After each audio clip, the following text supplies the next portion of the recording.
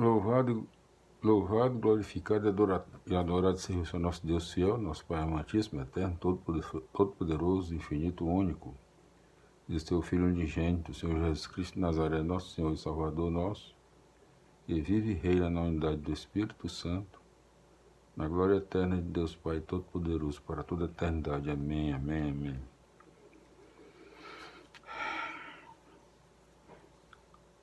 E na Bíblia Sagrada, na palavra do Senhor nosso Deus Senhor, nosso Pai amantíssimo, eterno, poderoso, único, o livro do Êxodo, segundo livro da Bíblia Sagrada no Velho Testamento. Deus liberta e forma o seu povo. A palavra Êxodo significa saída. O livro tem esse nome porque começa narrando como os hebreus saíram da terra do Egito, onde eram escravos. O acontecimento se deu por volta do ano 1250 a.C. Quem desconhece a mensagem do Êxodo jamais entenderá o sentido de toda a Bíblia, pois está fundamentada nesse livro a ideia que se tem de Deus, tanto no Antigo como no Novo Testamento. De fato, a mensagem central do Êxodo é a revelação do nome do Deus verdadeiro, Javé. Embora de origem discutida, esse nome no Êxodo está intimamente ligado à libertação do povo hebreu. Javé é o único Deus que ouve o clamor do povo oprimido e o liberta, para estabelecer com ele uma aliança e lhe dar leis que transformem as relações entre as pessoas. Daí surge uma comunidade em que são asseguradas vida, liberdade e dignidade. Essa aliança é afirmada em duas formas: princípios de vida, decálogo, que orientam o povo para um ideal de sociedade, e leis, código da aliança, que tem por finalidade conduzir o povo a uma prática desse ideal nos vários contextos históricos. Desse modo, o homem só é capaz de nomear o verdadeiro Deus quando o considera de fato como o libertador de qualquer forma de escravidão e quando o mesmo homem se põe a serviço da libertação em todos os níveis da própria vida. Somente Javé é digno de adoração. Qualquer outro Deus é ídolo e deve ser rejeitado. Percebemos aí um convite a escolher entre o Deus verdadeiro e os ídolos. Tal escolha é decisiva. Ou viver na liberdade, ou cultuar e servir à opressão e exploração. Os capítulos 25 a 31 e 35 a 40 foram acrescentados por sacerdotes após o exílio na Babilônia.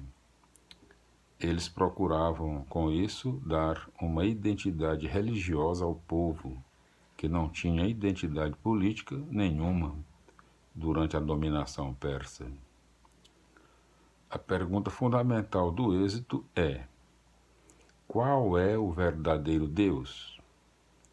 A resposta que aí encontramos é a mesma que reaparece em toda a Bíblia. e principalmente na pregação, atividade e pessoa de Jesus. Por isso, o livro do Êxodo é de suma importância para entendermos o que significa Jesus como Filho de Deus e para sabermos o que é o reino de Deus. Sem o Êxodo, a Bíblia perderia o seu ponto de partida, que nos leva a Jesus Cristo, a fim de construirmos com Ele o reino e sua justiça. Livro do Êxodo, primeira parte, a opressão, projeto de morte. Capítulo 1, o surgimento de um povo. Nomes dos filhos de Israel que foram para o Egito com Jacó, cada qual com sua família. Rúben, Simeão, Levi e Judá, Issacar, Zabulon e Benjamim, Dan e Neftali, Gade e Asser. Os descendentes de Jacó eram, ao todo, 70 pessoas. José, porém, já estava no Egito. Depois morreu José, assim como seus irmãos e toda essa geração. Os filhos de Israel se tornavam fecundos e se multiplicavam, tornaram-se cada vez mais numerosos e poderosos, a tal ponto que o país ficou repleto deles. Luta entre a morte e a vida. A opressão paralisa o povo. Subiu ao trono do Egito um novo rei que não tinha conhecido José. Ele disse ao seu povo: Vejam, o povo dos filhos de Israel está se tornando mais numeroso e poderoso do que nós. Vamos vencê-los com astúcia, para impedir que eles se multipliquem. Do contrário, em caso de guerra, eles se aliarão com o inimigo, nos atacarão e depois sairão do país. Então impuseram sobre Israel capatazes, que os exploravam em trabalhos forçados, e assim construíram para o faraó as cidades armazéns do Pitom e Ramsés. Contudo, quanto mais oprimiam o povo, mais ele crescia e se multiplicava. Os filhos de Israel começaram a se tornar um pesadelo para os egípcios. Por isso, os egípcios impuseram sobre eles trabalhos duros e lhes amargaram a vida com dura escravidão. Preparação de argila, fabricação de tijolos, vários trabalhos no campo, nos campos. Enfim, com dureza os obrigaram a todos esses trabalhos. O opressor não consegue eliminar a vida. O rei do Egito ordenou às parteiras dos hebreus, que se chamavam Sefra e Fua: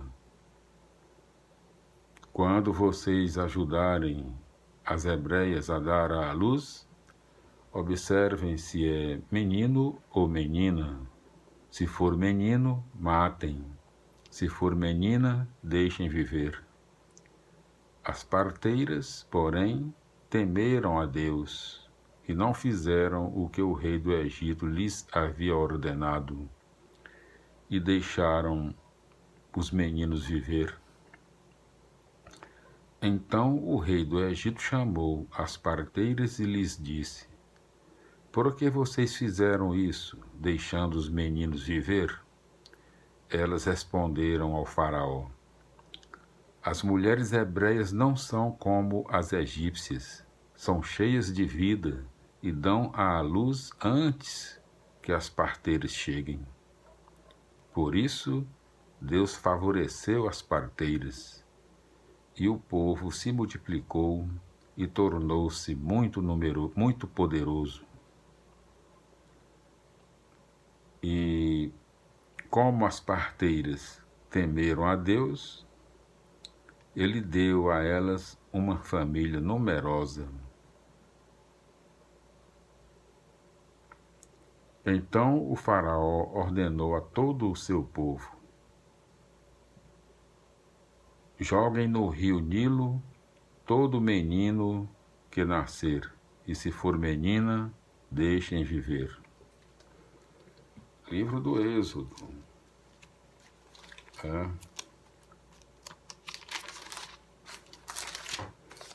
É o segundo livro, né? O livro número 2 da Bíblia Sagrada no Velho Testamento, o livro do Êxodo. Vamos ver aqui até onde ele vai aqui. Bom, então,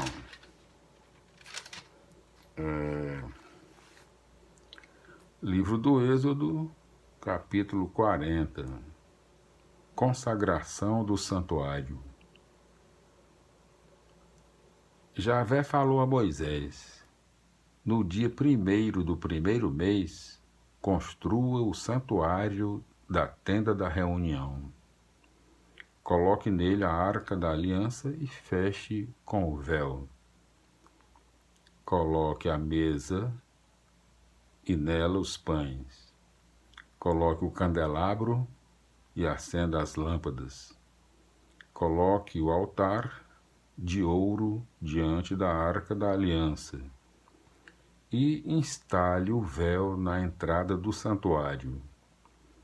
Coloque o altar dos holocaustos diante da entrada do santuário da tenda da reunião. Coloque a bacia entre a tenda da reunião e o altar. Depois a encha com água. Coloque o átrio ao redor e a cortina na entrada do átrio. Pegue o óleo da unção e unja o santuário e tudo o que está dentro dele.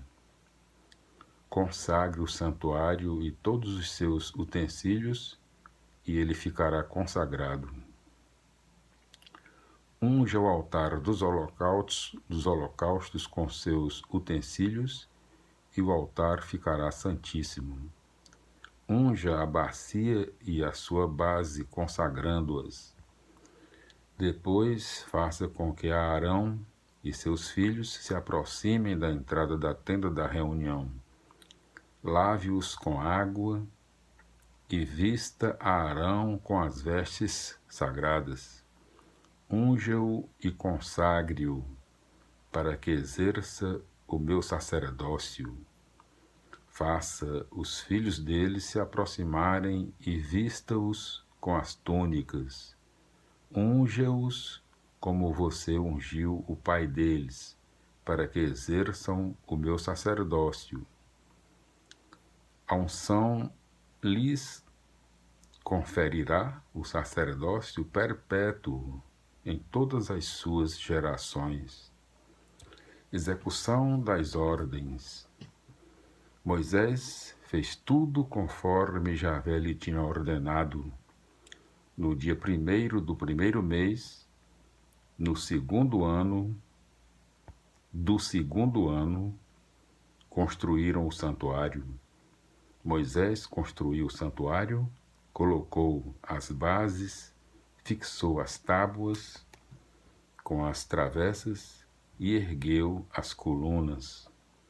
Estendeu a tenda sobre o santuário e colocou por cima a cobertura da tenda, conforme Javé lhe tinha ordenado. Colocou o documento da aliança na arca, colocou os varais na arca e a placa de ouro em cima da arca. Introduziu a arca no santuário e colocou o véu para ocultar a arca da aliança, conforme Javé lhe tinha ordenado.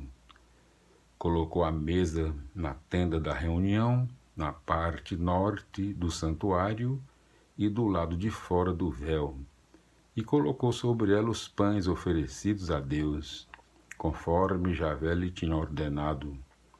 Colocou o candelabro na tenda da reunião, na parte sul do santuário, diante da mesa. Acendeu as lâmpadas na presença de Javé, conforme Javé lhe tinha ordenado. Colocou o altar de ouro na tenda da reunião, diante do véu, e em cima dele queimou o incenso aromático, conforme Javé lhe tinha ordenado. Depois colocou o véu na entrada do santuário. Colocou o altar dos holocaustos na entrada do santuário da tenda da reunião, e sobre ele ofereceu o holocausto e a oferta, conforme Javé lhe tinha ordenado. Colocou a bacia entre a tenda da reunião e o altar, enchendo-a com água para as oblações.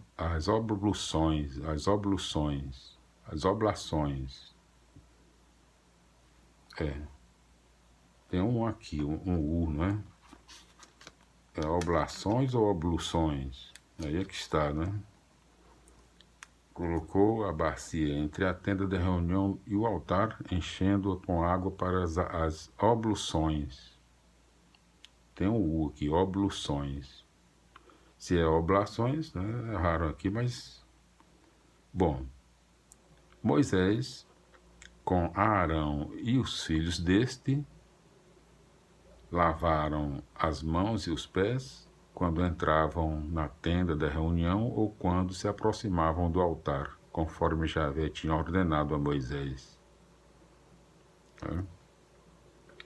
Ao redor do santuário e do altar, Moisés levantou o átrio e colocou a cortina na entrada. Desse modo, Moisés terminou os trabalhos. Eu conheço oblações o nome, mas aqui está escrito obluções, né? Pode ter sido um erro aqui deles, um engano, né?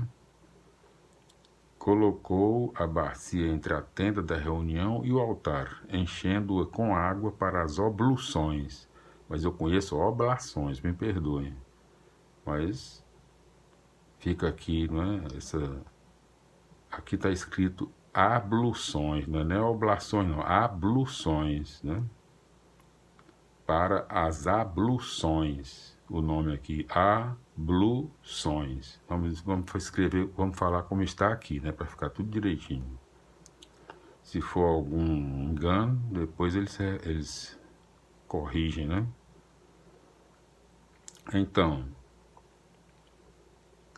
Então colocou a bacia entre a tenda da reunião e o altar, enchendo-a com água para as abluções. Moisés, com Arão e os filhos deste, lavavam as mãos e os pés quando entravam na tenda da reunião ou quando se aproximavam do altar, conforme Javé tinha ordenado a Moisés. Levantou o átrio, ao redor do altar, vamos ver aqui, Moisés com Arão e os filhos deste lavavam as mãos e os pés quando entravam na tenda da reunião ou quando se aproximavam do altar, conforme Javé tinha ordenado a Moisés. Ao redor do santuário e do altar, Moisés levantou o átrio e colocou a cortina na entrada. Desse modo, Moisés terminou os trabalhos. Graças a Deus, aleluia, amém. A glória de Deus. Então a nuvem cobriu a tenda da reunião e a glória de Javé encheu o santuário. Moisés não pôde entrar na tenda da reunião, porque a nuvem tinha pousado sobre ela e a glória de Javé enchia o santuário. Em todas as etapas da viagem, Os filhos de Israel punham-se em movimento sempre que a nuvem se elevava acima do santuário. Mas, se a nuvem não se elevava, também eles não partiam, enquanto ela não se elevasse. De dia, a nuvem de Javé pousava sobre o santuário, e, de noite, dentro dele havia um fogo, que era visto por toda a casa de Israel durante todo o tempo da sua viagem.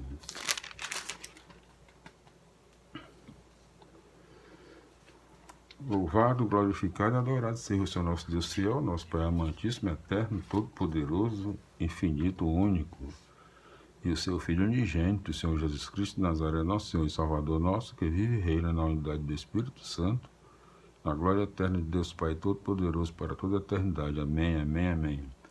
Meus irmãos, minhas irmãs, meus amigos, minhas amigas, nós estamos fazendo essa leitura,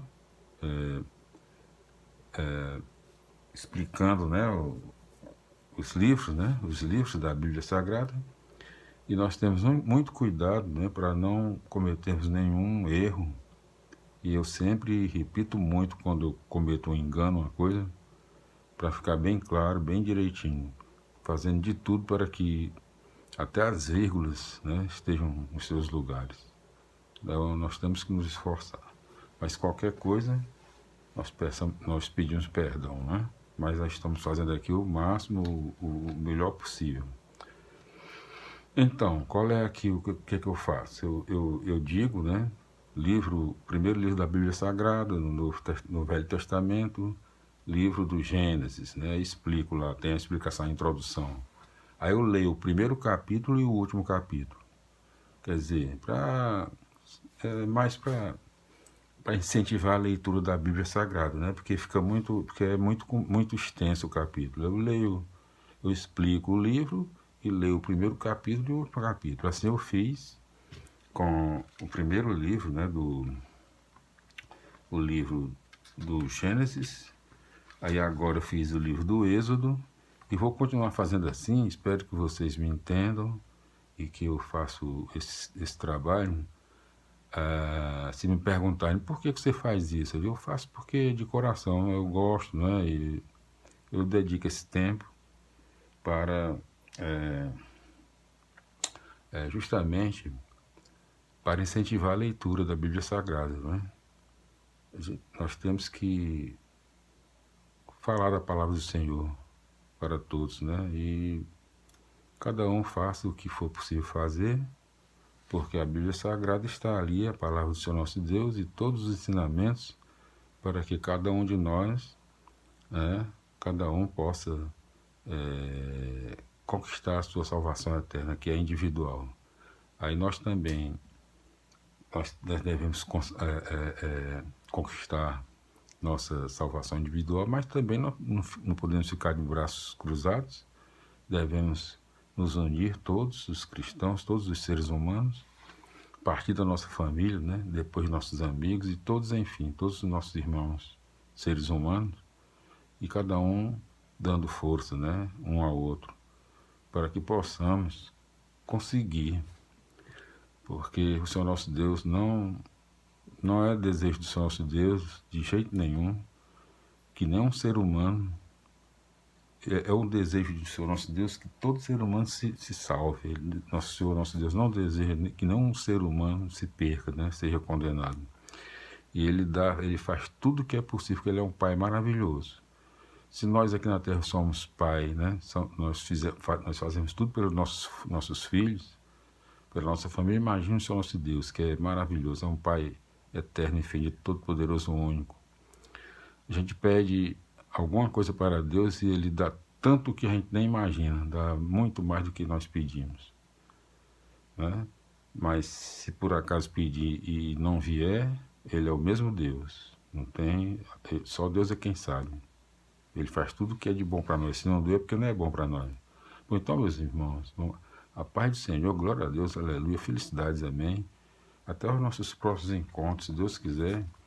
Receba um cordial abraço, seu amigo sempre Jonas Varela. Nós já contamos com mais de 5 mil vídeos gravados na internet, no YouTube, acessando Jonas Varela 1, nosso canal, nosso site.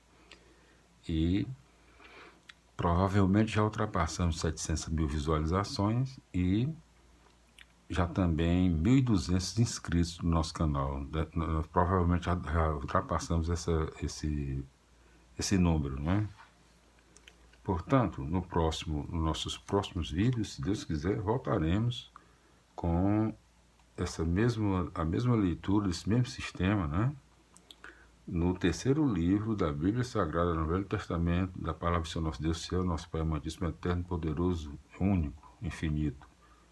Livro do Levítico, formação de um povo santo. A paz do Senhor, glória a Deus, aleluia, felicidades, até os nossos próximos encontros, se Deus quiser. Amém, amém, amém. A paz do Senhor.